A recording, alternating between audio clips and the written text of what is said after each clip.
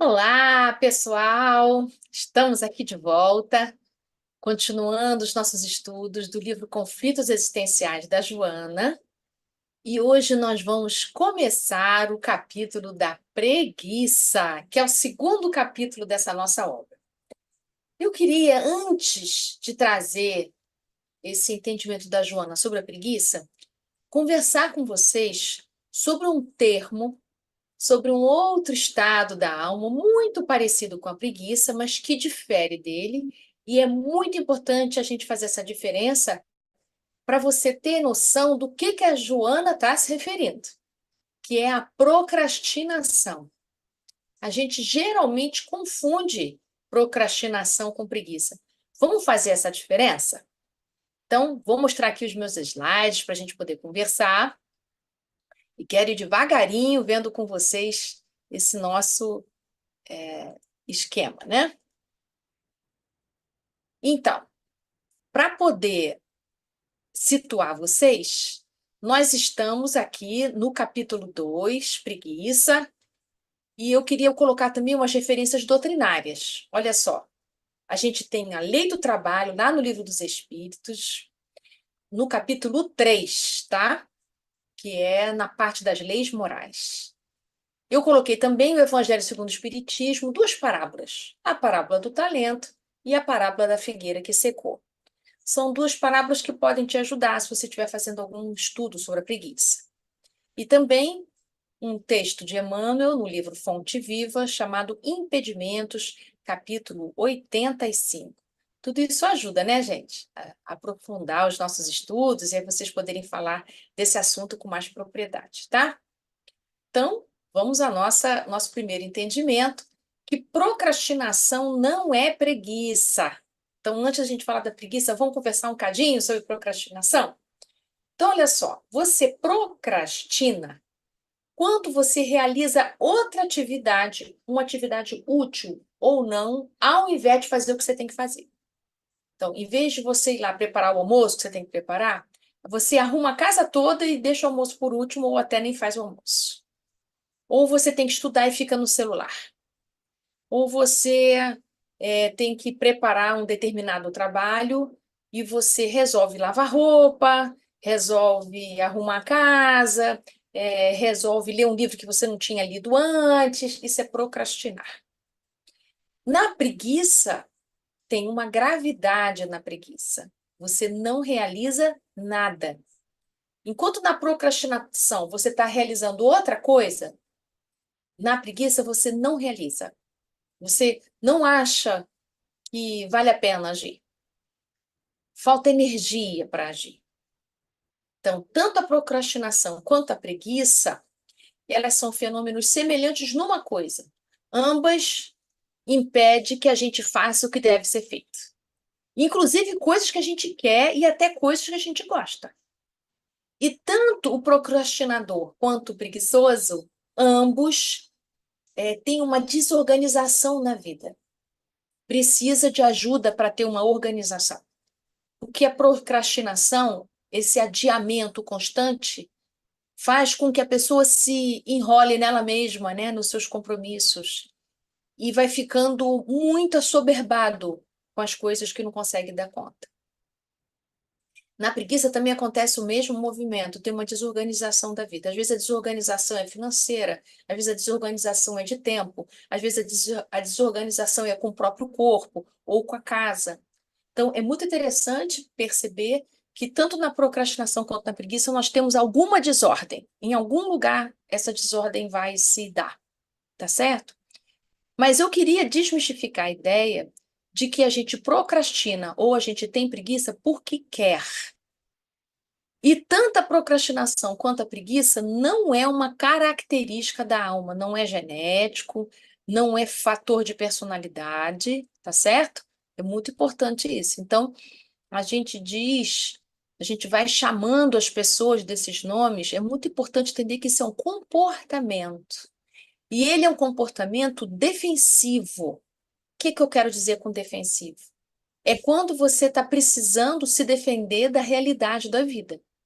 Quando há algo que você tem que dar conta tem algum lugar dentro de você que se recusa a ter que dar conta daquilo, pode aparecer a procrastinação ou aparecer a preguiça, né? Cada pessoa aí vai ter, por motivos pessoais, um caminho ou o outro.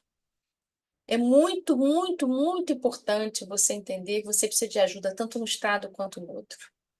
Não considere a procrastinação e a preguiça como coisas normais. Não é, não é. Porque não deixa ninguém feliz. Traz um alívio momentâneo quando você está evitando lidar com algo que é doído, difícil, complexo para você por alguma razão. Mas não traz felicidade. Então não é justo a gente julgar alguém que tenha procrastinação ou tenha preguiça como sendo algo que ela faz porque ela quer. Porque tudo que a gente quer é ser feliz. Então, os bloqueios da felicidade, os bloqueios do fluxo da vida, que são as defesas da alma que a gente vai fazendo, a gente não faz isso por uma escolha consciente, decidida, prazerosa, de jeito algum. Então, tenhamos olhos de ver para isso. E o nome disso é indulgência, né? Vamos ter indulgência, isso quer dizer, precisamos olhar o contexto antes da gente julgar alguém. Até porque a gente não ia gostar, né, de ser julgado assim. Então a gente precisa ir tirando essa palavrinha da nossa boca, né? Preguiçoso, procrastinador, né? É bom a gente ir tirando essas palavras, porque elas são palavras de julgamento. Então a gente vai se afastando desses termos nesse sentido e vamos entendendo o fenômeno, o comportamento do procrastinar e do estar na preguiça. Tá bom?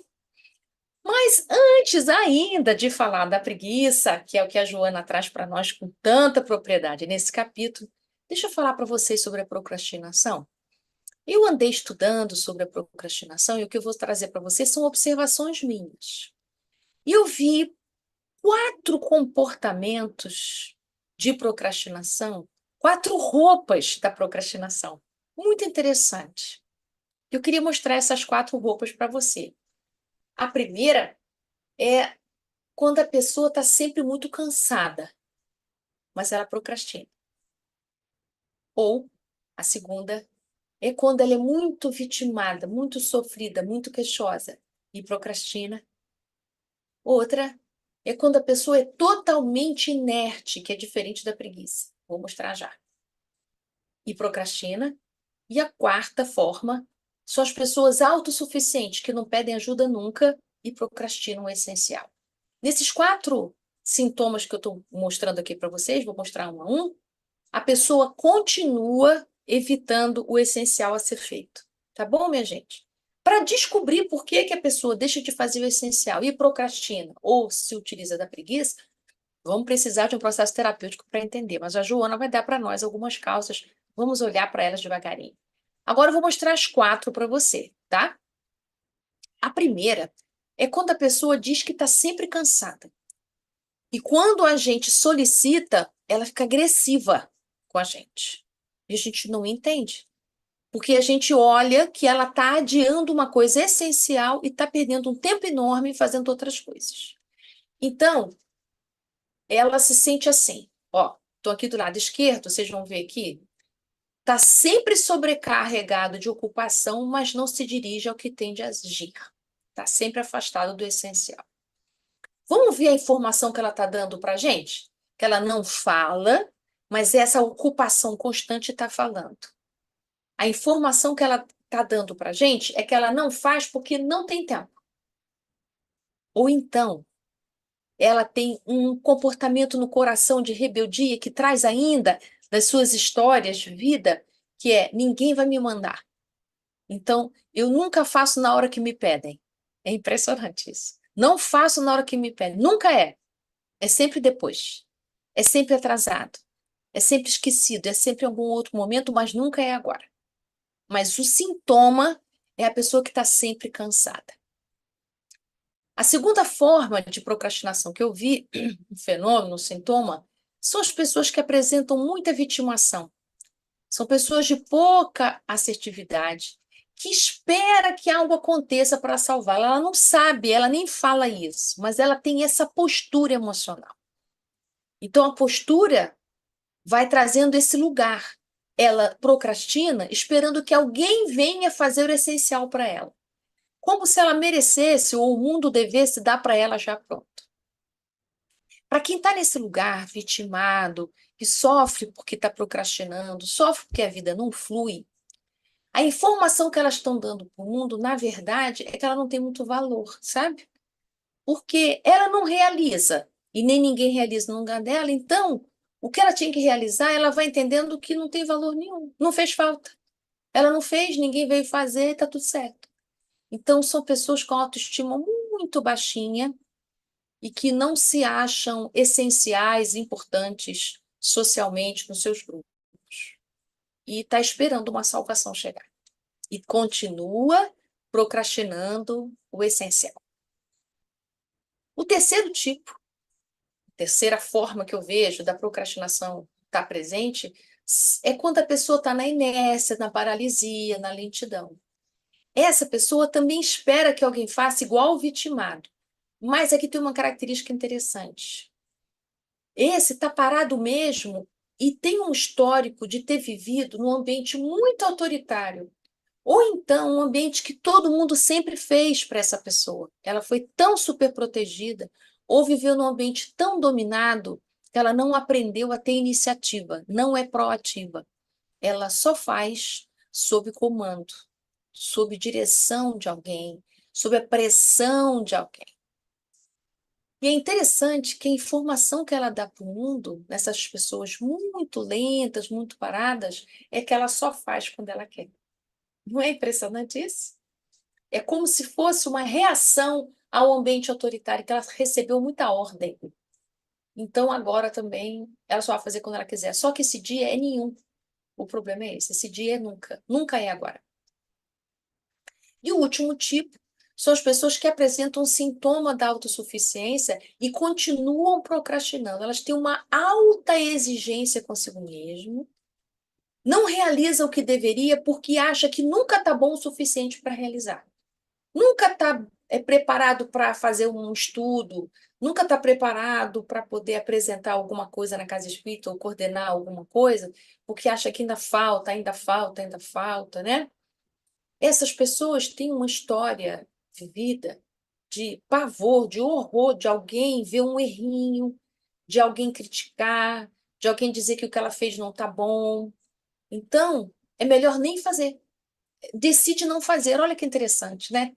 Para não ficar feio, é melhor não fazer. Como se não fazer também não fosse ruim, né? Então, a informação que ela está dando para o mundo é: ninguém vai me dizer não, ninguém vai me criticar, né? Então, a autossuficiência tem isso.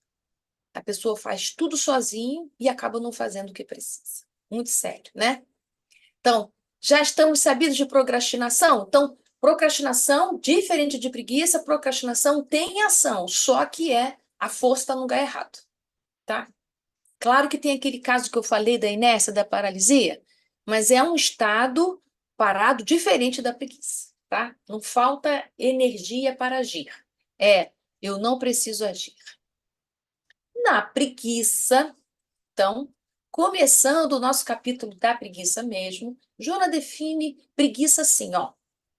A preguiça ou propensão para a inatividade, para não trabalhar, lentidão para executar qualquer tarefa ou negligência, moleza, tardança, é desvio de conduta que necessita maior observação, viu? Então, ela está chamando de desvio de conduta, então é um desvio de comportamento. Então, ela não está falando característica de personalidade. Ela está falando de comportamento. Então, ela não está chamando ninguém aqui de preguiçoso, tá certo? Está entendendo a preguiça como um comportamento, um modo. Então, na preguiça, temos um ciclo vicioso. A pessoa não dispõe de energia para lutar e se nega a lutar porque acredita que seu esforço é inútil. Isso retroalimenta. Já que meu esforço é inútil, eu não vou usar minha energia para lutar. E cada vez vai ficando com menos energia. Que a gente é assim, né? Quanto menos a gente age, menos energia a gente tem para agir. Então, a preguiça vai fazendo com que a pessoa cada vez faça menos, menos, menos, até não fazer nada. Isso é muito grave, né, gente? Não fazer nada é muito duro. E aí ela vai mostrar nesse capítulo como é que acontece a preguiça. Ela vai dar, olha só quantos exemplos ela vai dar, mostrando para a gente, explicitando para a gente como é que a preguiça acontece. Vamos lá. Começa com um tipo de cansaço, necessidade de repouso, de recomposição de forças.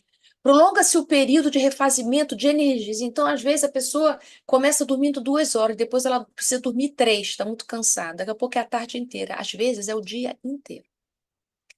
Passa a negar atitudes indispensáveis ao progresso. Então, começa a não querer ir para os cursos que fazia, começa a não querer mais sair de casa para fazer as coisas, né? Permite-se a muitas horas de sono, permanência prolongada na cama, fecha a cortina, gosta de ambiente mais escuro. Não perturba ninguém, mas também não ajuda ninguém. Não atrapalha, mas também não colabora. Começa a ter ideias perturbadoras, né? Aqui começam as influências espirituais sutis. Não tenho valor, nada me acontece de bom, não devo ter merecimento algum. As pessoas não me consideram, não fiz nada de útil na minha vida, coisas assim. Vai aparecendo o pessimismo, a negatividade, o ressentimento. Pode apresentar autodestruição, uma crescente falta de aceitação de si mesmo, perda de autoestima. A posição é retraída e silenciosa. Recusa estímulos que o retirem desse lugar. Então, não adianta você convidar quem está na preguiça para sair, para fazer coisa. Você tem que ficar com ela onde ela está. Tirar ela de onde está não pode ser assim. Você tem que ficar com ela onde ela está há muito tempo até ela conseguir, junto com você, sair de onde ela está. Porque o corpo começa a ficar fraco. A mente começa a ficar lenta, demora para raciocinar. Pode até trazer distúrbios de linguagem e locomoção, vai faltando entusiasmo pela vida. Vocês podem estar pensando assim, nossa, isso parece uma descrição da depressão. Pois é, a preguiça, nessa expressão toda aqui que a Joana está trazendo para a gente, ela é um sintoma da depressão, sim. Por isso que as pessoas confundem. Ah, tá faltando um tanque de roupa para lavar, por isso que não melhora da depressão. Isso é uma ignorância danada. O que não sabe como é um esforço hercúleo para a pessoa que está assim. Não é assim que um deprimido se cura, não é assim que uma pessoa que está em estado de preguiça começa a sair daí, né? A gente precisa, para a gente poder falar sobre isso, só passando por isso. Como é duro não ter forças para levantar de manhã. É o pior momento do dia, é quando amanhece e quando anoitece. Quando anoitece, uma sensação de fracasso. Passou o dia inteiro e eu não fiz nada. Embora dê o alívio da noite, porque não tem mais nada para fazer, dá um pouco de alívio. Mas, ao mesmo tempo, eu não fiz nada o dia todo. Isso também dá uma sensação horrível de baixa estima, de pouco valor e de desistência. Pode aparecer pensamentos de suicídio, por isso que é perigoso, né?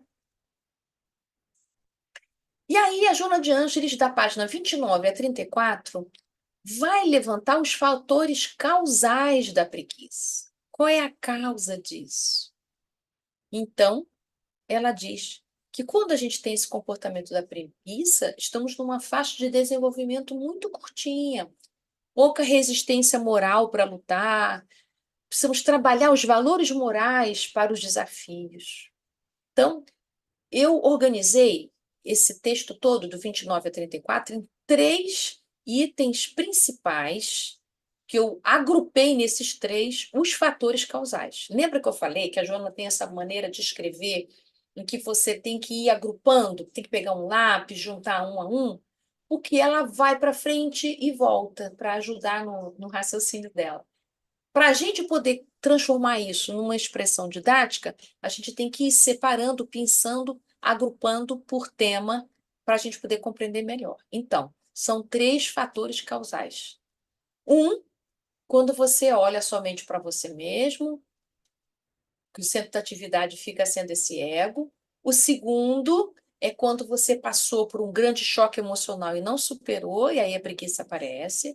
E o terceiro, o isolamento como vingança contra a sociedade. Aí a preguiça vai aparecer como sendo o comportamento ideal para eu não sair do isolamento, tá certo?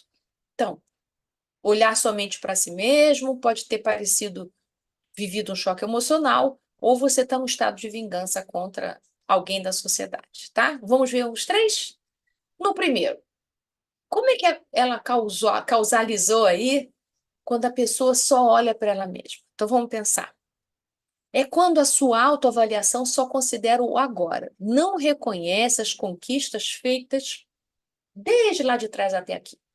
Só olho para agora. E quando eu olho para agora, não vejo nada. Então não adianta agir. O tédio que vai sentindo é tão grande que não enfrenta os acontecimentos que estão diante de si naquele momento.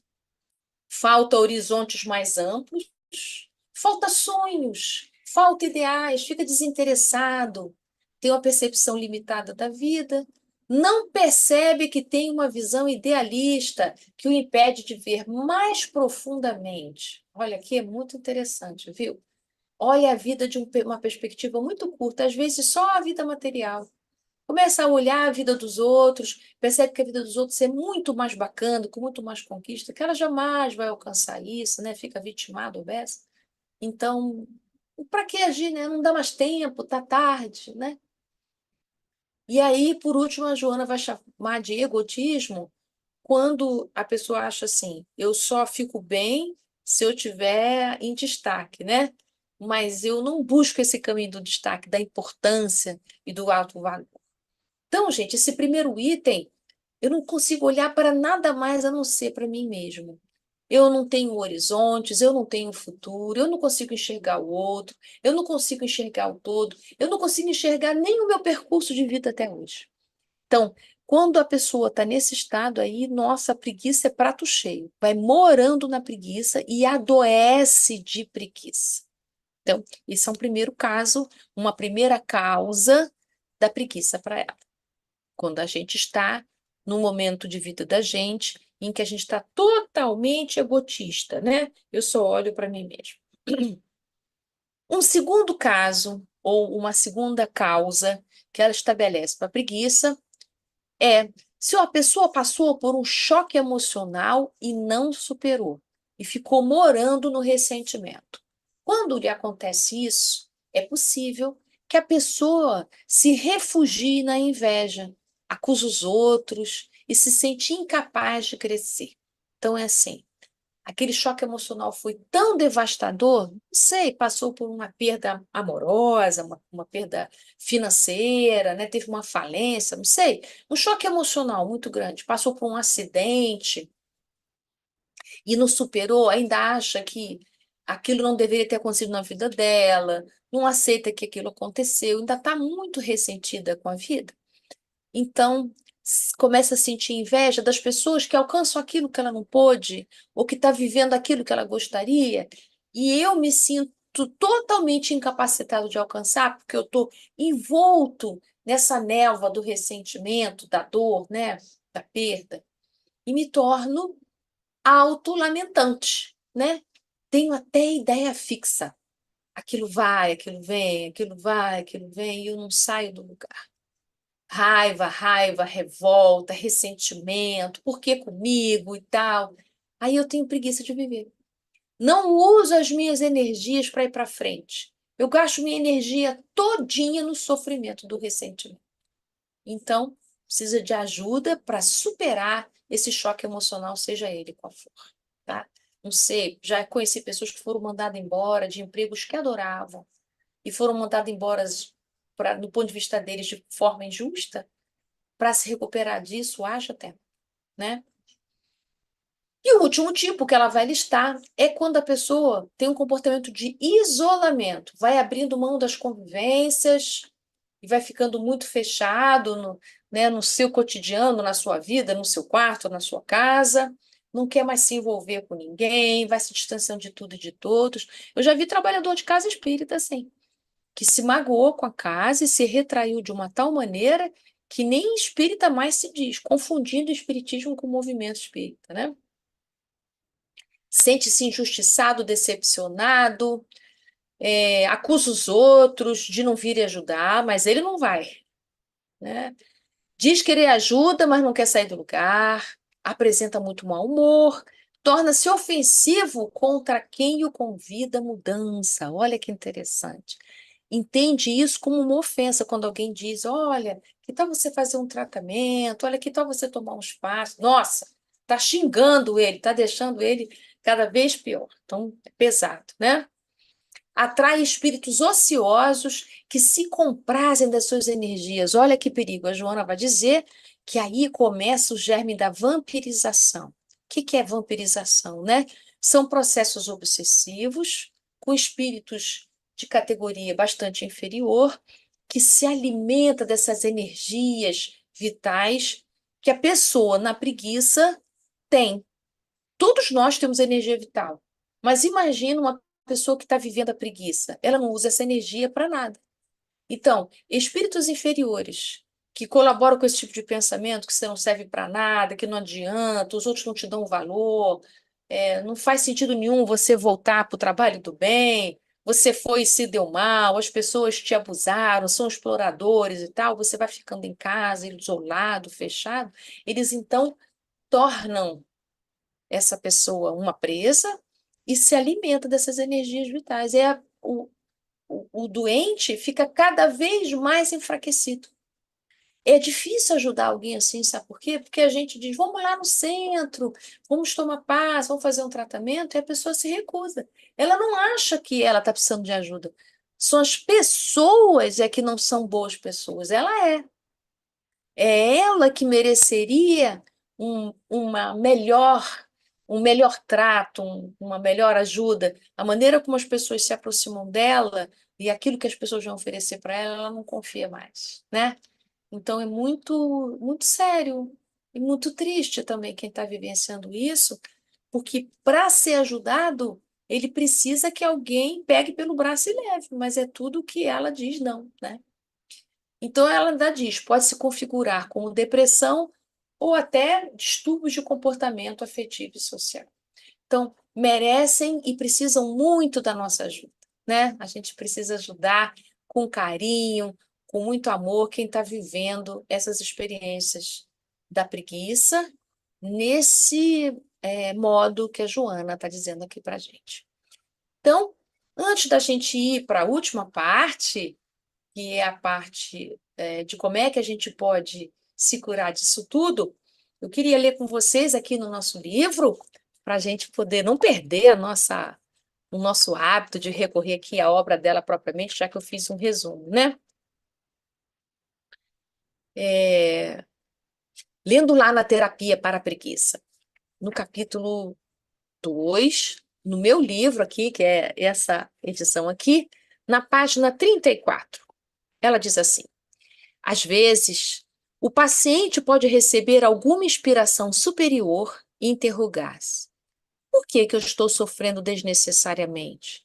Até quando vou suportar essa situação deplorável?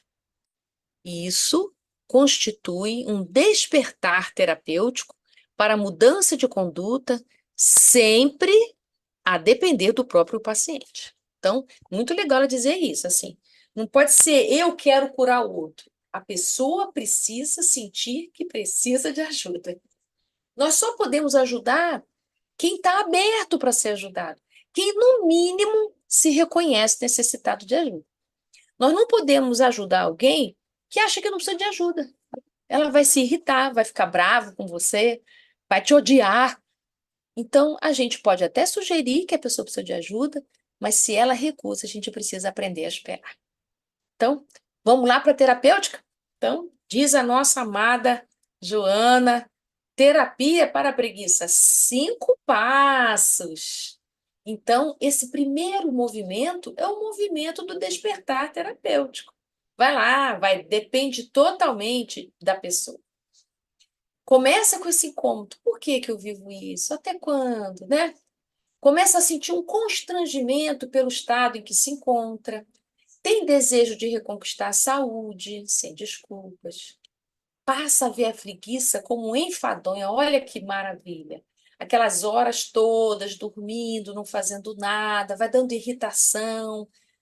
Começa a ver que não tem sentido continuar assim, que ele merece uma vida melhor. Começa a buscar exercícios de despertar. Passa a liberar energia para agir, que antes se encontrava totalmente represada. Então, esse é o O primeiro movimento, despertar terapêutico. Nossa, gente, é lindo quando a pessoa chega na casa espírita assim: olha, eu estou doente, eu preciso de ajuda. Olha, eu estou com um sintoma horrível, eu estou deprimido, eu preciso de ajuda. A preguiça não me larga, eu preciso de ajuda. Que bom que você está reconhecendo isso. Por isso que a gente diz que o primeiro passo, primeiro e fundamental passo é reconhecer-se necessitado de ajuda. Para qualquer coisa, gente, para qualquer coisa. Quem não reconhece, por exemplo, que precisa de amor, não adianta a gente ficar o tempo todo mostrando que a gente ama, que a gente quer amar e tal. Ela precisa poder reconhecer que o amor também é necessário para ela.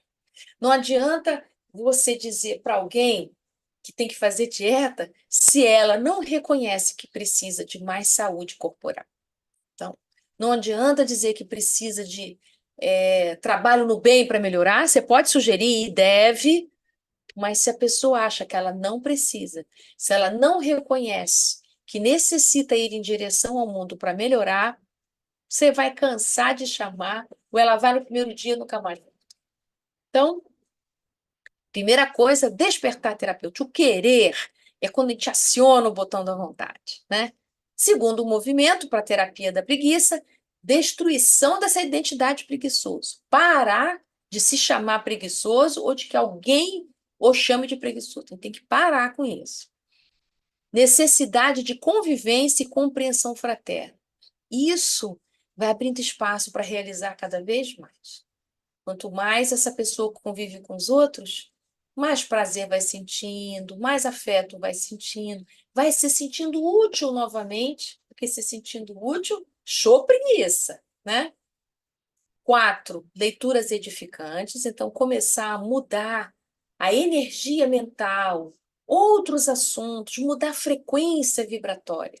E, por último, oração, passes e psicoterapia, gente. Por que psicoterapia? Para você não voltar a fazer o mesmo mecanismo da preguiça. Porque se a preguiça é uma defesa da alma, ela não desaparece, ela está ali como recurso para você. Se você bobear, você volta a usar a preguiça. É igual usar um shortinho furado que você gostou muito. Não cabe mais, não tá bom, mas quando você não acha nenhum, você vai lá e bota o mesmo. E a preguiça é igualzinho.